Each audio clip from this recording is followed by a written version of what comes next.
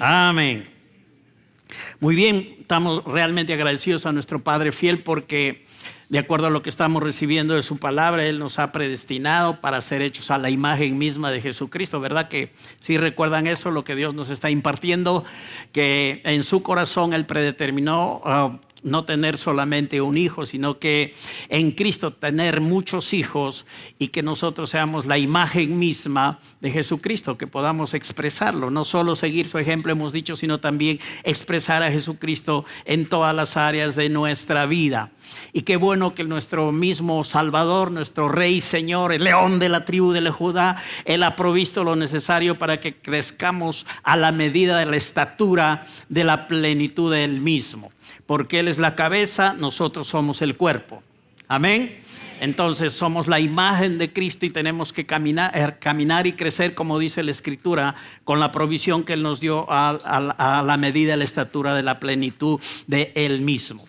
Gracias a Dios que Cristo es nuestro todo y que todo lo que Dios hace lo estamos comprendiendo por la palabra, lo hace en Cristo, por medio de Cristo. Para nosotros, para la iglesia, fuera de Cristo no hay nada. Él es nuestro todo. Por eso la palabra dice, estamos completos en Él. Estamos completos en Cristo. Y de la plenitud de Cristo, todos podemos, los hijos de Dios, los cristianos, podemos tomar todas las cosas que nos han sido dadas por el Padre en Cristo Jesús. Amén, iglesia. Bueno, esta mañana vamos a seguir la línea que el Espíritu Santo está motivando en nuestro corazón, que está relacionada, por supuesto, con lo que estamos estudiando, y vamos a refrescar cosas acerca de que estamos creados en Cristo, que somos la imagen y semejanza, somos nuevas criaturas en Cristo Jesús con un propósito. Somos creados en Cristo Jesús para buenas obras. Para buenas obras, pero vamos a ir quizá en esta enseñanza teniendo una introducción a ese pasaje que vamos a ver. Y quizá las buenas obras las tratemos en una enseñanza más específica, seguramente en la próxima reunión. Pero ese es el tema, que estamos creados en Cristo Jesús para buenas obras. Pero necesitamos entender qué son las buenas obras, cuáles son las buenas obras, de dónde proceden las buenas obras. Porque no tenemos que pensar que cualquier cosa que hagamos o cualquier cosa que a la gente le parezca buena es una buena obra. Para el mundo puede ser que sí. En el contexto del mundo donde no se conoce a Cristo ni se conoce lo que nosotros conocemos, puede que cualquier acción filantrópica, una acción que ayuda a alguien pueda ser una buena obra. A eso Dios le llama obra. Pero las buenas obras se dan solo, única y exclusivamente en el contexto de Cristo. Somos hechura suya, creados en Cristo para buenas obras. Solo los que están en Cristo pueden hacer buenas obras, de acuerdo al concepto y a la perspectiva que Dios tiene de las buenas obras, que es totalmente diferente, por supuesto, a lo que el mundo llama una buena obra. Dios a eso le llama solamente una obra, pero en la iglesia lo que procede de Cristo son buenas obras. Así es que gracias a Dios, iglesia, porque hoy sabemos que la voluntad de Dios es que le sirvamos en el ministerio de la reconciliación y que a la vez crezcamos hasta la plenitud de Cristo Jesús. Y entendemos también que Jesús está vivo, ¿verdad que sí? Jesús vive, Él reina para siempre. Él está sentado a la diestra del Padre en lugares celestiales, nos tiene conforme a la revelación de la palabra juntamente con Él, pero a la vez está presente aquí en la tierra. ¿Amén o no? ¿Cristo está en la tierra o no? Sí, de una manera corporativa, a través de la iglesia, a través de su cuerpo. Personalmente, diríamos individualmente, Él ascendió a los cielos, se sentó a la diestra del Padre y con Él nos llevó a nosotros. Pero también la Biblia nos habla de que Cristo vive y que Él está aquí en la tierra como cabeza de su cuerpo. Entonces, esto es algo milagroso, esto es algo divino, algo que solo Dios puede hacerlo. Cristo está aquí, está presente en la tierra y Él quiere seguir obrando como ya una vez lo hizo cuando Él estuvo por vez primera. Pero esta vez va a seguir obrando, va a seguir moviéndose, va a seguir fluyendo a través de ¿quiénes? De la iglesia, de su cuerpo, de los que Dios ha provisto para que sean hechos a la imagen misma de Jesucristo. Él va a vivir su vida a través de la iglesia. Esto es un pensamiento que está en la palabra, hermanos, y que tenemos que comenzar a profundizarlo en nuestro corazón, guardarlo en nuestro corazón, caminar con esa conciencia. Esto cambia muchas cosas de nuestra vida. El saber que no solo seguimos el ejemplo de Cristo, sino que tenemos que expresar a Cristo, cambia muchas cosas en nuestra vida. Nos hace caminar de una manera diferente. Cuando tú eres consciente de la imagen de Cristo, que tú eres esa imagen, entonces al salir en tu vida cotidiana, en tu diario vivir, hasta aún tus oraciones van a cambiar. Ya no es Señor, ayúdame para portarme bien. Será Cristo, soy tu imagen, salgamos juntos, exprésate a través de mí, que cada palabra, cada cosa que yo haga, cada acción sea producto de tu vida dentro de mí. Todo es diferente, ¿verdad? Hay distancia entre tratar de querer hacer las cosas buenas con la ayuda de Dios y realmente expresar a Jesucristo en nuestra vida. Pero para eso estamos, que Cristo se ha expresado a través de nuestra vida. Ahora, el obrar de Jesús cuando estuvo aquí en la tierra siempre fue hecho en total armonía con la voluntad de Dios. ¿Podemos decir amén a eso? Jesús siempre estuvo en línea, en obediencia a la voluntad y a la dirección de Dios. Él expresó fielmente cada una de las cosas que le fueron encomendadas por el Padre. No obvió ni se saltó ningún detalle. Podemos decir que Él fue el perfecto hacedor de buenas obras. Jesús, cuando estuvo aquí, fue el perfecto hacedor de buenas obras. Esa, hermanos, es la razón por la que la iglesia, que es el cuerpo suyo, es llamada también a lo mismo. Porque Jesús, de seguro, sin lugar a dudas, que ha sido el más perfecto hacedor de buenas obras dentro de la línea y de la voluntad del Padre.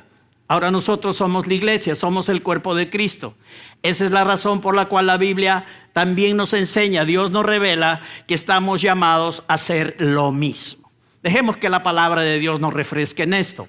Vamos a un pasaje súper conocido que es Efesios capítulo 2, versos 8 al 10. Vamos a ver introductoriamente el versículo 8, el versículo 9. Y como les dije introductoriamente, quizás específicamente lo de las buenas obras lo vemos en la siguiente enseñanza. Pero vamos a ir despacio refrescando algunas cosas buenísimas del corazón de Dios a nuestro corazón esta mañana. Amén. ¿Saben que la palabra va a bendecirnos? Muy bien, ¿qué les parece si leemos todos juntos Efesios capítulo 2, versos del 8 al 10? Entonces pueden mirar la pantalla o pueden mirar la Biblia física o pueden mirar su Biblia digital. Pero leamos juntos Efesios capítulo 2, versos del 8 al 10. ¿Está lista la iglesia? Comencemos juntos. Porque por gracia sois salvos por medio de la fe. Y esto no de vosotros, pues es don de Dios, no por obras, para que nadie se gloríe. Porque somos hechura suya, creados en Cristo Jesús para buenas obras, las cuales Dios preparó de antemano para que anduviésemos en ellas. Amén. Amén. Precioso pasaje. Muy familiarizados estamos con esta palabra de Dios. La hemos oído muchísimas veces seguramente. Pero refrescando cosas del corazón de Dios a nosotros esta mañana, en el verso 8 hay 3 palabras resaltantes que tienen que ver exclusivamente con Dios como fuente de esas palabras. Tienen que ver con Dios solamente, ¿ok? La primera palabra es gracia, digan gracia. La otra es salvos, tiene que ver con nuestra salvación. Y la otra es fe. Ahora no digan, bueno, la fe tiene que ver conmigo. Solamente tiene que ver con nosotros como respuesta a la gracia de Dios. Pero la fe también es un don de Dios. Porque ¿de dónde viene la fe? De oír la palabra de Cristo. Entonces, al final, la fe también es producida por Dios en nosotros. Y es nuestra herramienta y lo usamos como una respuesta a la gracia de Dios. Pero también viene del Señor. Entonces, gracia, salvación como fe, de acuerdo a lo que está escrito en Efesios 2:8, no son de nosotros, son un don de Dios, un regalo de Dios. Todo lo que expresa lo que Dios es y lo que Dios obra no es de nosotros, es un don, un regalo de Dios. Todo es por su gracia. Digan gracia. Ok, familiarizados también con esa palabra. Cuando hablamos de la gracia, este es un sustantivo, tenemos que entender que es muchísimo más, pero mucho más, de que sea algo que Dios nos ha concedido y que no es merecido por nosotros. Realmente, sí hemos aprendido esa definición. La gracia es algo inmerecido que Dios nos da, bendiciones, beneficios, sin que lo merezcamos, pero es mucho más que eso, hermanos, es mucho más que algo Dios nos ha otorgado. La gracia es Dios dándose a sí mismo hacia nosotros por medio de su Hijo y dándonos todas las cosas en Él. Esa es la gracia. Dios dándose totalmente a nosotros por medio de Jesucristo y dándonos todas las cosas en Él. Esto es un poco más de esa definición que habíamos aprendido.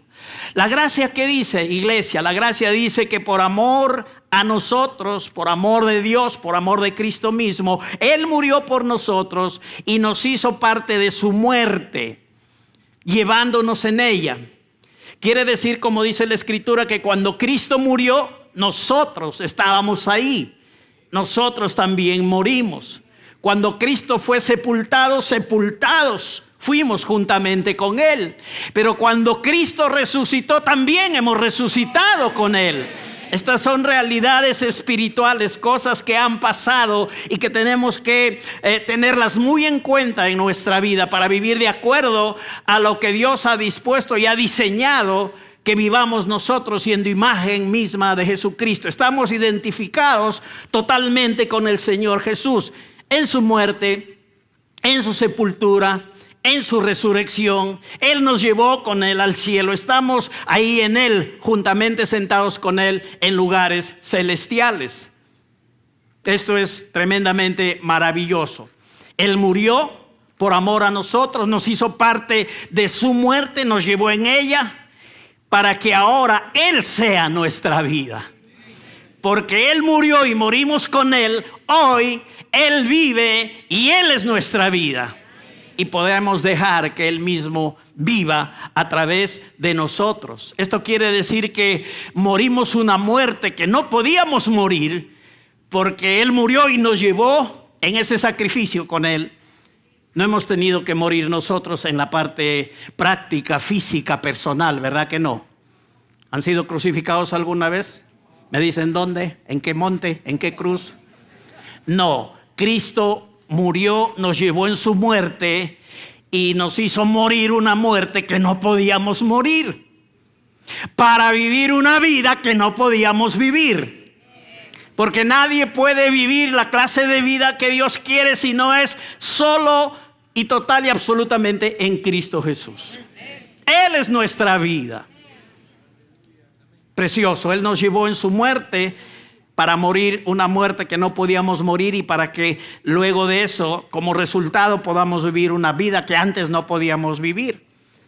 Iglesia, recordemos esto. La palabra dice que la vida está en el Hijo y el que tiene al Hijo tiene la vida. ¿Cuántos felices y bendecidos y bienaventurados hijos de Dios tienen la vida de Cristo esta mañana? El que tiene al Hijo tiene la vida. Si tienes al Hijo, si tú un día de tu vida por la gracia de Dios recibiste la predicación del Evangelio y recibiste a Jesucristo por fe conforme a la palabra, naciste de nuevo, entonces el que tiene al Hijo tiene la vida. Tú tienes la vida de Dios. Amén. Qué bueno es esto. Ahora, la Biblia nos dice que cuando Cristo, vuestra vida, vayamos guardando bien esta palabra en el corazón. Cristo, vuestra vida. Ya no eres yo tengo mi propia vida. Yo vivo mi vida como me parece, como siento. ¿Sabes quién es tu vida? Cristo. Y hay que vivirla a la manera de Cristo. Que Cristo viva por medio de nosotros. ¿Se puede o no se puede? Digan si se puede. Pues estamos diseñados para eso. Hemos sido creados en Cristo Jesús. Somos hechura del Señor en Cristo para vivir como Él vivió, para hacer lo que Él hizo. Cuando Cristo vuestra vida se manifieste, entonces vosotros también seréis manifestados con Él en gloria. ¿Pueden entender esto, hermanos? Cuando Cristo vuestra vida se manifieste, entonces vosotros también seréis manifestados con Él en gloria. Y te preguntarás por qué, porque somos su cuerpo, somos uno y por eso pasamos por la misma experiencia. Él se manifiesta en gloria y tú también eres manifestado en gloria, porque tú y Cristo son uno. Aleluya. ¿Recuerdas cuando delante del Padre Jesús oraba que los discípulos sean uno también, así como Él y el Padre eran uno? Bueno, con Cristo somos uno. Estamos unidos, un mismo espíritu, somos su cuerpo. Entonces cuando Cristo, que es nuestra vida, se manifiesta, también somos manifestados con Él en gloria. Somos su cuerpo, somos uno con Él y pasamos por eso la misma experiencia. A veces en la iglesia oímos decir cositas un poco de repente con buena motivación, pero que no están totalmente en línea con lo que Dios nos enseña en su palabra. Hay gente que piensa que cuando Jesús vino a la tierra podía haber venido en juicio debido a la maldad de la gente. Entonces correspondía que Él venga en juicio y que venga a juzgar y ordenar todo así con un látigo. Entonces debió venir, piensan algunos, en juicio, pero ahora dicen, pero qué bueno que Él vino en gracia. Ahora, si Él vino como la gracia de Dios, de todas maneras es así, está escrita en la palabra, que la ley fue dada por Moisés, pero la gracia vino por medio de Jesucristo. Ahora, lo interesante es que nosotros entendamos que la gracia no es un escape del juicio. La gracia no es un escape del juicio, de ninguna manera. El juicio sí fue llevado a cabo, el juicio sí fue hecho, la condena fue puesta en alguien y ese alguien fue Jesucristo. Dios no pasó por alto en ese sentido, ni se desentendió de la maldad y de los pecados de este mundo. Lo que pasa es que el juicio, en vez de traerlo sobre la gente, en vez de traerlo a la humanidad, puso todo el juicio y toda la condenación sobre Cristo Jesús. Aleluya. La gracia no pasa por alto ni es un escape del juicio, porque el juicio sí se llevó a cabo, sí hubo una condena y fue sobre Jesucristo en la cruz del Calvario. Así es que esto nos hace pensar que es como cuando vamos a un restaurante, comemos todo lo que queremos, que nos gusta, nos apetece, y de repente terminas todo ya llenito, con postre de todas maneras ahí. Entonces te vas a pagar la cuenta y no te quieren cobrar. Pero no es que no te quieren cobrar, es que alguien pagó la cuenta por ti. ¿No les ha pasado? A nosotros nos ha pasado varias veces. Nos hemos ido a un restaurante, de repente ha habido hermanos que han estado por ahí, han sentido en su corazón sembrarnos, como decimos. De repente han pagado la cuenta y cuando hemos llamado para cancelar la cuenta ya fue pagada. No es que nos dieron de gratis, alguien pagó por nosotros. El juicio fue puesto sobre Jesús. Él pagó el precio por nuestros pecados y toda la condenación que le correspondía al mundo, para que el mundo pudiera ser salvo por Él. En cuanto a la salvación, por eso, hermanos, esto no nos corresponde, es Dios haciéndolo por medio de Jesucristo. Esto no es un logro ganado por nosotros. Esta salvación nos fue otorgada y esa salvación tiene que ver con un final y un principio, el final de un hombre, del primer Adán, de una creación y de un pacto antiguo, y el comienzo y la consumación de un nuevo hombre, de un nuevo pacto, de una nueva creación, esta vez creados en Cristo Jesús. La salvación tiene que ver con el hecho de que Dios hace una obra por medio de Jesucristo para liberarnos de la muerte eterna y para dar lugar a una nueva creación dentro de un nuevo pacto para que nosotros podamos ser sus hijos y podamos vivir la clase de vida, la única clase de vida que puede traerle alegría, agrado a su corazón. Y es una vida en Cristo Jesús, una vida expresando a Cristo Jesús. Ahora, la Escritura dice que por gracia somos salvos. Eso hemos leído en Efesios capítulo 2, ¿no es cierto? Verso 8, por gracia sois salvos por medio de la fe. Entonces, si la Biblia dice que por gracia somos salvos, es válida la siguiente pregunta para refrescar algunas cosas. ¿De qué somos salvos? Una pregunta. Si la Biblia dice que por gracia somos salvos, ¿de qué somos salvos? Bueno, gracias a Dios por su palabra, ella misma nos responde. Y en los versos iniciales del capítulo 2, pues vamos a leer solo los versos del 1 al 3 de ese mismo libro de Efesios capítulo 2, dice así: Él os dio vida a vosotros cuando estabais muertos en vuestros delitos y pecados, en los cuales anduvisteis en otro tiempo, siguiendo la corriente de este mundo, conforme al príncipe de la potestad del aire, el espíritu que ahora opera en los hijos de desobediencia, entre los cuales también todos nosotros vivimos en otro tiempo, en los deseos de nuestra carne, haciendo la voluntad de la carne y de los pensamientos, y éramos por naturaleza hijos de ira, lo mismo o igualito que los demás. Esta es nuestra vida, una fotografía antes de venir a Cristo. Cuando estábamos ahí, viviendo una vida totalmente alejados de Dios. La Biblia lo llama, estábamos muertos en delitos y pecados. Y no importa si naciste en cuna evangélica, como se suele decir. También la gente, si nació de nuevo, se salvó, pero si no nació de nuevo, la cuna evangélica no salva a nadie. Todos necesitamos nacer de nuevo. Ahora la gente puede decir, ay, pero yo no he hecho cosas malas, yo no he vivido como los demás, pero tu naturaleza te trae abajo, pues. La naturaleza de pecado es la que nos invita a una muerte espiritual eterna.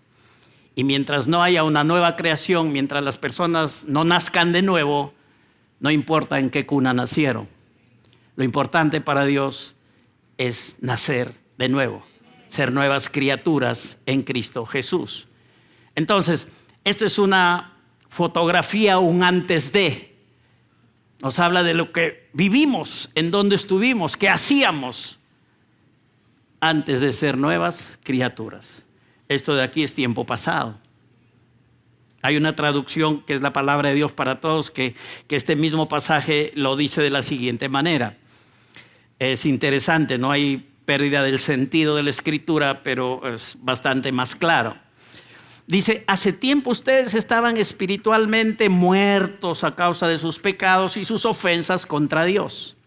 Antes vivían pecando igual que todo el mundo y se dejaban guiar por el que gobierna las fuerzas de maldad que está en el aire y que todavía actúa por medio de los que desobedecen a Dios.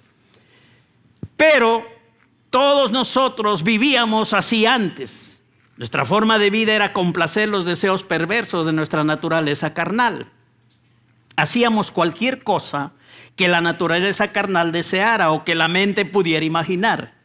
Tal como los demás, merecíamos que Dios nos castigara en su enojo. Como dice la Reina Valera, éramos por naturaleza hijos de ira, porque estábamos lejos de Dios, muertos en delitos y pecados. Entonces, de todo esto nos ha salvado Dios, por gracia.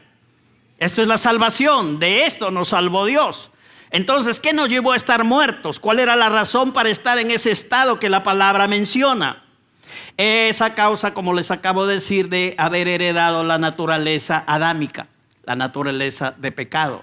Cuando Adán desobedeció a Dios y cuando participó de la gentil invitación, entre comillas, de su esposa para comer del fruto prohibido, entonces sucedió lo que Dios había dicho a Adán. Y vino la muerte y vino el pecado a este mundo y vino la maldición. ¿Qué le había dicho Dios a Adán? lo creó hermoso a su imagen y semejanza, lo puso en el huerto para que lo guardara y lo labrase, pero también le dijo: de todo árbol del huerto podrás comer, mas del árbol de la ciencia o del conocimiento del bien y del mal no comerás, porque el día que de él comiereis, ciertamente qué bueno es Dios. Él enfatizó esta dirección, porque el día que de él comieres, no dijo solo morirás, le hizo entender que lo que realmente Dios le estaba diciendo iba a pasar: ciertamente morirás. Entonces tienes 1000 árboles, 2000 árboles, 3000, miles de árboles, de todos puedes comer, de un hito no comas. La limitante era uno. Y el hombre a veces es así, tiene todo para disfrutar de Dios y solamente ve una cosita que le impide realmente disfrutar del plan de Dios. Eso pasó con Adán y Eva. Entonces Dios no estaba bromeando. Recordemos esto: cuando Dios nos habla, no está bromeando con nosotros. Dios dice la verdad y ciertamente pasa lo que Dios dice que va a pasar. Entonces, cuando Adán participó de ese fruto que su esposa ya había inicialmente comido, entonces vino a suceder lo que Dios dijo: murieron espiritualmente. Entonces de ahí para adelante viene lo que se llama la herencia adámica, la naturaleza de pecado. Ahora la gente no está contenta con esto, la gente no le gusta esto, a veces no lo entiende. Alguien dice: pero ¿qué culpa tengo yo de que Adán pecó? No fui yo. ¿Por qué tengo que pagar el pato yo? Si el que pecó fue Adán, ¿por qué yo tengo que ser muerto espiritualmente y tener la naturaleza adámica? Ahora, esto es un razonamiento humano que parece lógico, pero lo lamentable es que para Dios no es así. Y Dios siempre tiene la razón. Y Dios es más alto que los pensamientos lógicos humanos. Ahora, ¿cómo ve Dios el asunto? Facilito, la palabra nos muestra en Romanos 5, versos 12 y 17, por leer solamente un par de versículos. Estamos hablando de que el hombre heredó la naturaleza adámica. La desobediencia de Adán trajo muerte y la muerte pasó a todos los hombres. Eso nos dice la palabra. Dice, por tanto, Romanos 5, verso 12, por tanto, como el pecado entró en el mundo por un hombre y por el pecado la muerte, así la muerte pasó a todos los hombres por cuantos todos pecaron. Adán pecó y la muerte pasó a todos los hombres. Dios lo ve así. Eso sucede en el diseño de Dios. Eso pasa en cómo Dios estableció las cosas. A Dios le dio la autoridad, le dio la bendición, le dio el beneficio. Adán desobedeció y eso pasó a todos los hombres. Lamentable hubiera sido si el asunto se quedaba ahí. Pero Dios es bueno. Él no es un mediocre. Él arregla las situaciones. Las cosas más difíciles tienen arreglo en Dios. Y esto era sumamente difícil. Adán pecó y la muerte pasó a todos los hombres sin que los hombres hubieran pecado a lo que pecó Adán. Pero también la Escritura nos dice en el verso 17, si pues por la transgresión de uno solo reinó la muerte por Adán, esto es tremendo, si por la transgresión de uno solo reinó la muerte, mucho más, digan mucho más, emociones, iglesia, mucho más, pero mucho más. Reinarán en vida por uno solo, Jesucristo, los que reciben la abundancia de la gracia y el don de la justicia. ¡Aleluya! Así es que si Adán nos metió en el hueco del pecado y de la muerte espiritual, de la muerte eterna, un hombre nos metió en eso, vino otro hombre y arregló todo el asunto, arregló toda la cosa, impartiéndonos con su sacrificio y con su muerte vida a todos los que creemos. Tú no has tenido que ir a la cruz, Cristo te metió en la cruz con Él. Tú no has tenido que ser sepultado, con Cristo fuiste juntamente sepultado. Pero todo eso pasó para que hoy, por causa de un hombre que hizo un sacrificio y que pagó las consecuencias del pecado, hoy nosotros tengamos vida. Así es que ya estamos a la par. Adán lo embarró, Cristo lo limpió. Adán malogró todo, Cristo arregló todo. Por Adán todos muertos, en Cristo todos pueden vivir. Aleluya. Digan, Dios es bueno. Digan, mi Dios es bueno. Amén. Así dice el verso 18, también un versículo más les leo de Romanos 5, dice: así que como por la transgresión de uno vino la condenación a todos los hombres, de la misma manera, oigamos bien y guardemos esta palabra, de la misma manera, por la justicia de uno, vino a todos los hombres la justificación de vida. Aleluya. Esto es la salvación, iglesia. La salvación es un hecho eterno estipulado en el contexto eterno por el Padre y por Jesús, planificado con la participación del Espíritu Santo. Jesús es el Cordero de Dios que fue inmolado en la eternidad antes de la fundación del mundo. Este es un don de Dios. Esta es la salvación que Dios planificó. Es un hecho consumado desde la eternidad que solo nos ha sido notificado a partir de la muerte de Jesucristo. Dios no va a salvar al mundo. Dios ya salvó al mundo. Prediquemos el Evangelio y les estamos notificando que ya el asunto está arreglado, que el pecado y todas sus consecuencias puede cambiar en la experiencia y en la vida de los seres que todavía no conocen al Señor. Notifiquemos que la salvación ya está ganada. ¿Cómo? Predicando el Evangelio. Porque Cristo ya hizo la obra.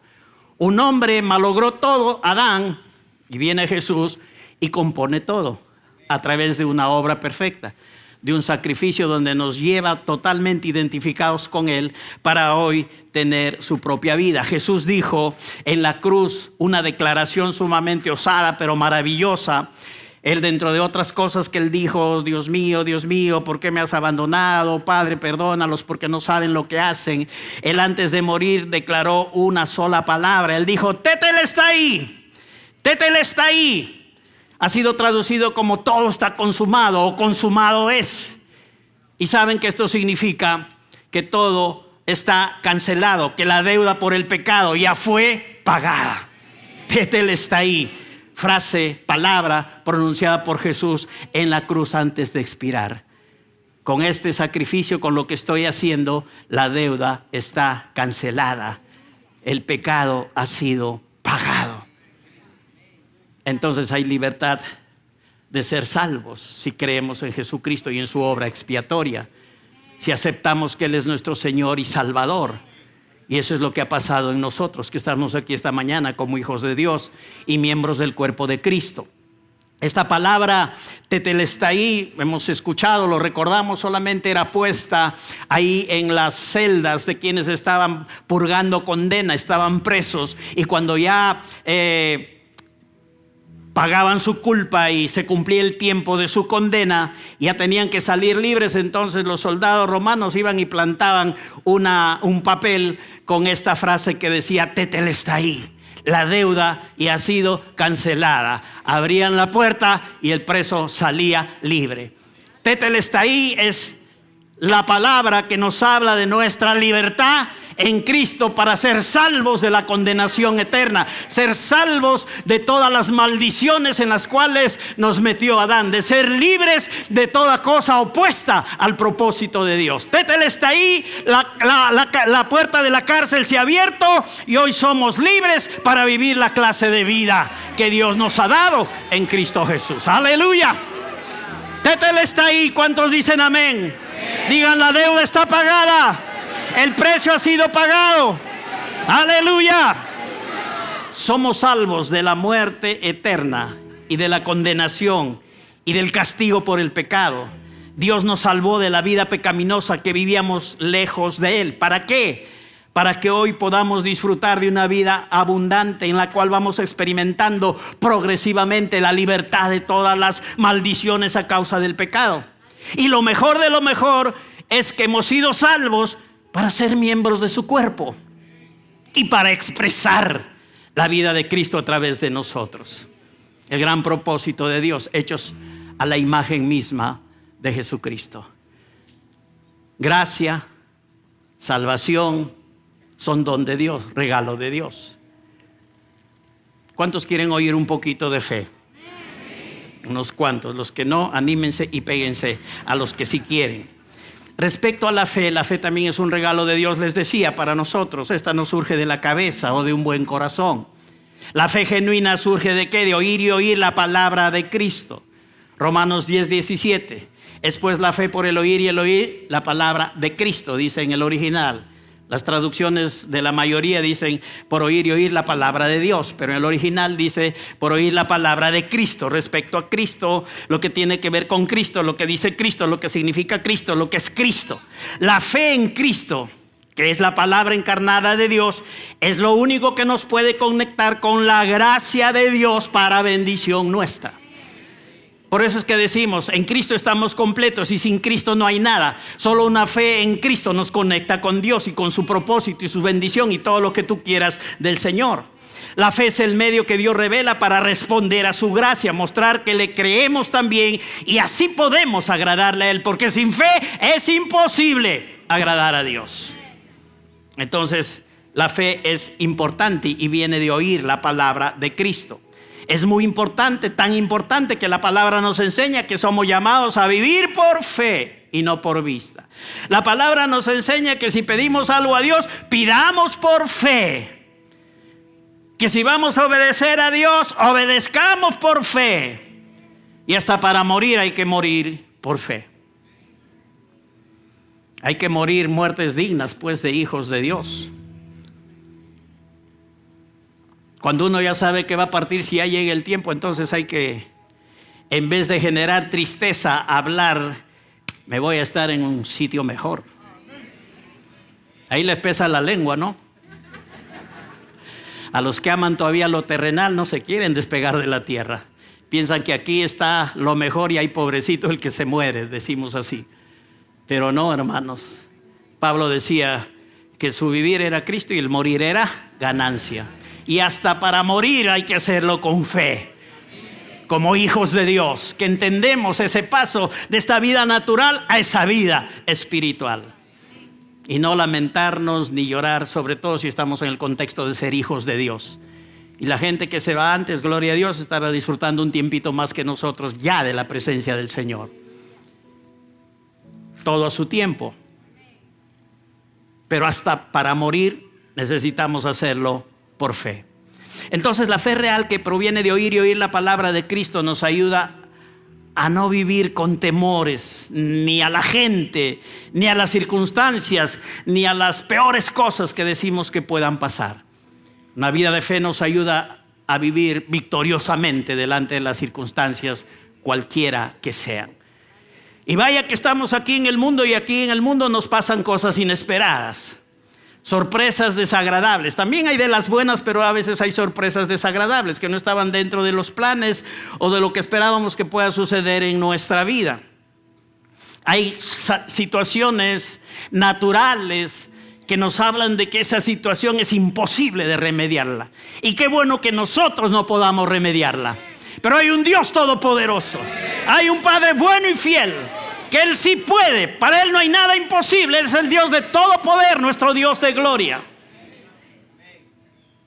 A veces es bueno pensar que cuando no hay nada que hacer, así por la situación tan difícil, hay algo que debemos hacer. Si no hay nada que hacer, hay algo que debemos de hacer.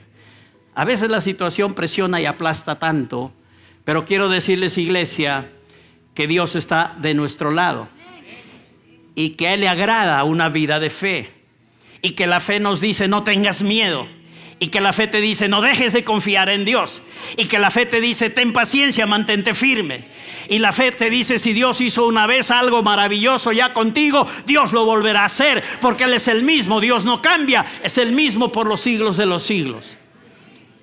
Una vez un rey de Judá, un buen rey dentro de los reyes buenos que la palabra de Dios menciona, llamado Josafat, él pasó una circunstancia realmente dificilísima y en lo natural imposible. ¿Por qué? Porque él fue atacado por unos reyes, los reyes de Moab y de Amón. Eran sus enemigos y lo atacaron. Y cuando él escuchó las noticias de que Moab y Amón y otros amonitas estaban viniendo contra él, contra su reino, entonces lo primero que le pasó, el primer impacto al oír esa noticia fue temor. ¿Y a quién no le pasará eso cuando oímos una mala noticia? Sí, el primer impacto nos sorprende y nos da temor. Pero hermanos, el secreto es no quedarnos ahí. Cuando uno no sabe qué hacer, hay algo que debemos hacer.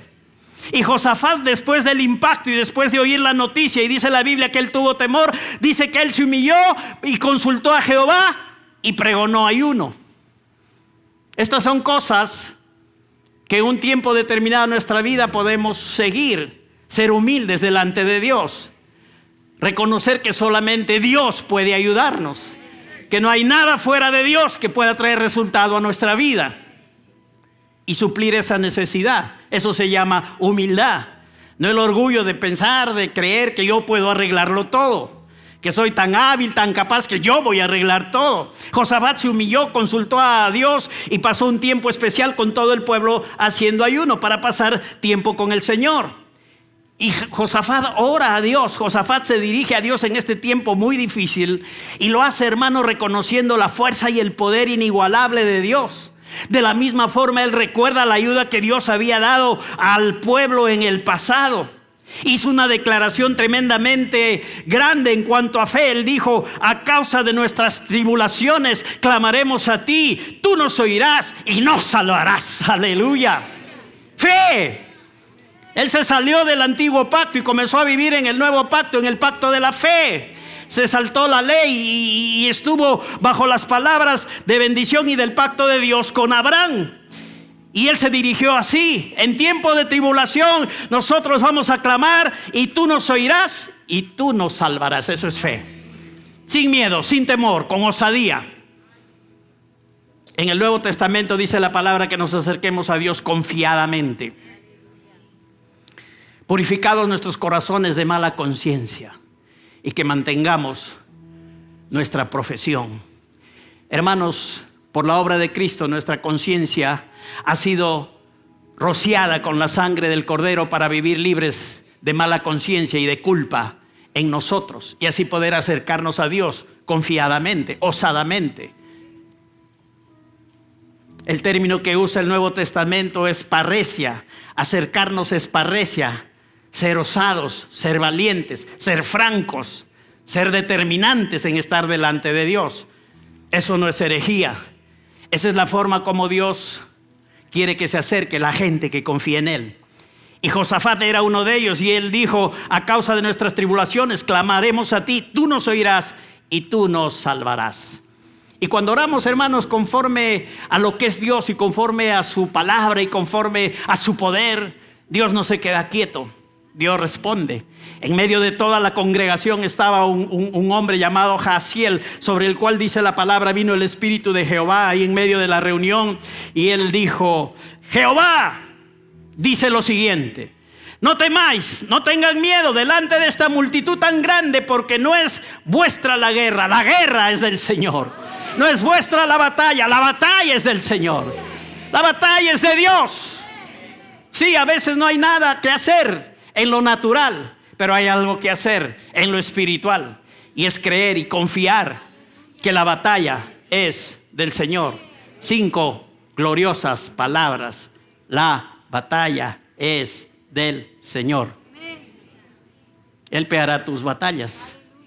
No tengas miedo, no temas. ¿Y saben lo que pasó en este contexto? El pueblo y Josafat el rey, hubo un consenso ahí, y por el consejo de todos ponen algunos a que canten alabanzas al Señor. Y a mañana iba a ser el asunto de la guerra. Así es que, ¿qué vamos a hacer mientras tanto? ¿Tener miedo? ¿Estar angustiados, ansiosos, afanados? No, vamos a alabar a Dios. La fe alaba a Dios en el tiempo más difícil, en el tiempo más feo, en el momento más imposible que parece en término natural. La fe está alabando a Dios. Y Josafat puso a gente a alabar al Señor y gente que dijese: glorifiquen a Dios porque su misericordia es para siempre. Aleluya. Y dice la Escritura que cuando comenzaron comenzaron a cantar las alabanzas. Jehová obró sobrenaturalmente, puso con unos a otros los hijos de Amón y Moab, y ellos se emboscaron a sí mismos y terminaron matándose los unos a los otros. Dios lo hizo. No teman, la batalla es del Señor. Dios puede obrar así en aquellos que nos persiguen, en aquellos que obran injustamente con nosotros, en aquellos que quieren procurar maldad contra nosotros. Dios puede obrar así. No temas, la batalla es del Señor. Aleluya. La fe. Yo sé que se levanten los corazones de los hijos de Dios esta mañana para enfrentar victoriosamente cualquier situación, cualquier dificultad en cualquier ámbito de nuestra vida por el cual estemos pasando. El final de la historia de la experiencia de Josafat es que cuando se mataron los amonitas y los moabitas, todos estuvieron muertos. Josafat y los de su ejército fueron ahí y estuvieron 3 días recogiendo y recogiendo y recogiendo oro, alhajas, riquezas. Era tanta la riqueza que había en ese ejército que dice que ellos no las podían llevar todas. Y 3 días estuvieron recogiendo el botín porque era mucho. Sobre esto, finalmente, el rey Josafat y su pueblo tienen gran gozo. ¿Quién no va a estar gozoso ahí? Pero miren lo que ellos hicieron para llegar al punto de estar agradecidos a Dios y gozándose. Confiaron en el Señor, oraron al Señor, dependieron de Dios, no se amilanaron ante la circunstancia y su fe estuvo firme delante del Señor. Ellos tuvieron gran gozo por la liberación que Dios les había dado, y sobre eso aún dice la palabra que el reino de Josafat tuvo paz porque su Dios le dio paz por todas partes. Aleluya. Gloria a Dios. Obra completa. Librados, bendecidos y en paz por todas partes. La fe. Por gracia somos salvos por medio de la fe. La fe es algo importante en nuestra vida. Sí, ya hemos aprendido mucho, hemos operado en fe, está bien, no nos olvidemos. Hay que seguir viviendo por fe. Ante cualquier circunstancia, ante cualquier cosa, la vida es una vida de fe. Momento para recordar, y ahí terminamos, a la mujer del flujo de sangre. ¿Recuerdan Marcos capítulo 5? Esta mujer que por 12 años estuvo enferma con flujo de sangre. Fue a muchos médicos y antes le iba peor. Gastó todo lo que tenía, no mejoraba nada. Pero oyó hablar de Jesús y dijo, si yo toco tan solamente su manto me voy a sanar. Ya sabemos el resto de la historia. Pero al final, cuando Jesús dice, ¿quién me ha tocado? ¿Quién ha tocado mis vestidos? Entonces los discípulos le dicen, Señor, ves tanta gente que está a tu lado y te aprieta y nos dices que ¿quién te ha tocado? Porque Jesús se había dado cuenta que poder había salido de él. Y entonces en esta conversación de los discípulos con Jesús aparece la mujer un poco temerosa y ella dice, yo he sido quien te ha tocado. Y miren la respuesta de Jesús. Jesús le dice a esta mujer algo que tenemos que recordar. Hija, tu fe te ha hecho salva. Queda sana de tu azote. ¿Qué le trajo la sanidad a esta mujer? Su fe, su confianza. Fue a donde tenía que ir. Cuando ya no sabía qué hacer, sí encontró algo que hacer. Ir a Jesús. Y ahí encontró la respuesta a su necesidad. ¿Y quién nos recuerda a la mujer cananea o sirofenicia? Esa mujer que tenía una hija y se puso a conversar con Jesús para que su hija fuera sanada. Y Jesús le dijo, ¿sabes qué? Yo no puedo dar el pan de los hijos a los perrillos. Y esta mujer no se ofendió. Y quedó ahí porque era una mujer de fe que anhelaba la sanidad de su hija, que su hija sea libre. Y le dijo, sí, Señor, pero aún los perrillos comen de las migajas que caen de las mesas de sus amos. ¿Y saben lo que pasó?